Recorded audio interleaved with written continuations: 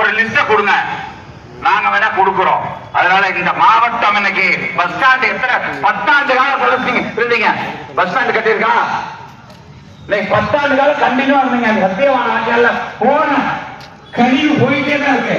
அதுக்கு 20 கோடிக்கு மேல ஒதுக்கப்பட்டு 10 ஆண்டு காலம் மெயின்டைன் பண்றது சொல்லி அது புதிய திட்டத்தை கொண்டு வந்தது திராவிடமான ஆட்சி.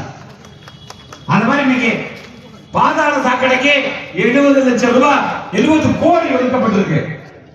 அதுவும் திராவிடமான ஆட்சிகள் தான். அந்த மாதிரி சொல்லிக்கிட்டே பள்ளி கல்வித்துறை பார்த்தா சுதந்திரம் அடைந்ததிலிருந்து வெறும் 24,000 கோடி மட்டும் தான் ஒதுக்கப்பட்டிருக்கு.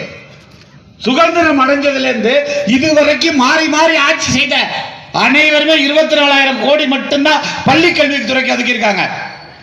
நம்ம முதலமைச்சர் மாண்புமிகு முத்துவேல் கருணாநிதி ஸ்டாலின் அவர்கள் ஆட்சி செய்த 4 ஆண்டுகள்ல 47,800 கோடி 47,000 கோடி டபுள் பங்கு ஏற்றி கொடுத்த ஒரே முதலமைச்சர் மாண்புமிகு முத்துவேல் கருணாநிதி ஸ்டாலின் மட்டும்தான்.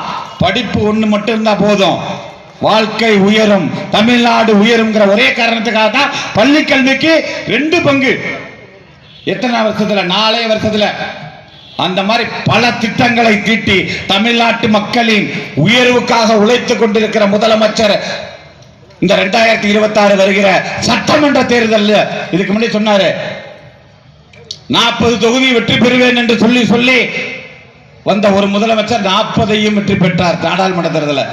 இப்ப 200க்கு மேல நாங்க பிடிப்போம், 200க்கு மேல பிடிப்போம் சொல்லிருக்காங்க. கண்டிப்பாக 200 தொகுதியும் நம்மளது, 200 வெற்றி பெறுவோம். திரும்பவும் 2026 மாண்புமிகு முத்துவேல் கருணாநிதி ஸ்டாலின் 7வது முறையாக ஆட்சிக்கு வருவார், 2வது முறையாக ஒரு முதலமைச்சராக ஆக்குவார் என்பதை சொல்லி அதற்கு அனைவரும் ஒத்துழைப்பாக இருக்க வேண்டும். நீங்கள்லாம் நமது சின்னம் உதயசூரியன். நன்றி, வணக்கம்.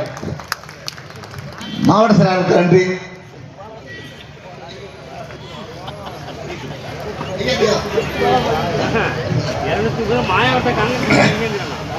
மாண்புமிகு அமைச்சர் அவர்கள் உரையாற்றுவார்கள்.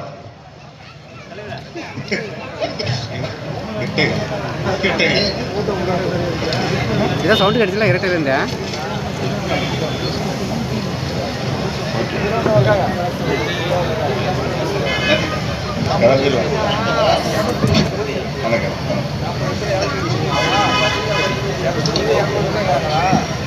மயிலாடுதுறை மாவட்டம்